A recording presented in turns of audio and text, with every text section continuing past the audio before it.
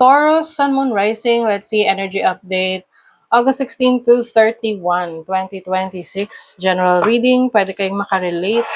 Pwedeng hindi. Just take what resonates. Another reminder, I will not message you or follow you para mag-offer ng services.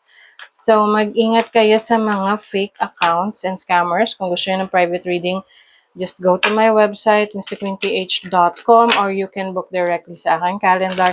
Link on the description or comment section. Okay, Taurus. Pride. Taking pride. Meron kang proud ka sa iyong mga achievement. Hindi naman porkat ikaw ay proud, mayabang na. Oo, kumbaga, alam mo na pinaghirapan mo yung iyong mga achievements. So, you take pride on that. No? And then, personal growth, yes, part rin yan ng ipupurso mo. Personal development. Nagmamature ka ngayon. And also, manifesting your life, your dream life.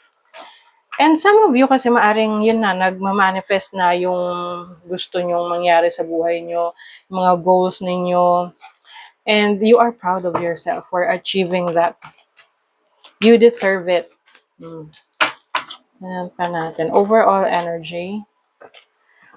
Diba? You have the sun. This really makes sense kasi the sun is also about taking pride. You have this energy, vitality. Mas focus ka to strengthen your abilities or yung kakayanan. Confidence, no? Very confident ang inyong energy. Now, your challenge is the star. Okay. So, minsan, no, yung bang marami tayong gustong mga ma-achieve agad-agad. Kailangan, it takes a lot of patience and faith na minsan hindi binibigay sa atin agad. Kailangan natin muna maghintay at maging patient because it will definitely happen if it's really for you. Yes. Opportunity. Six of Pentacles. You have the opportunity to help others financially sa resources nila or to share your knowledge and skills. This is giving. You have the opportunity to give, to share your blessings. Ibig sabihin yan, kung kaya mong magbigay sa iba, so ibig sabihin, maraming sobra-sobrang meron sa'yo. This is also bringing balance into your finances. Giving and taking.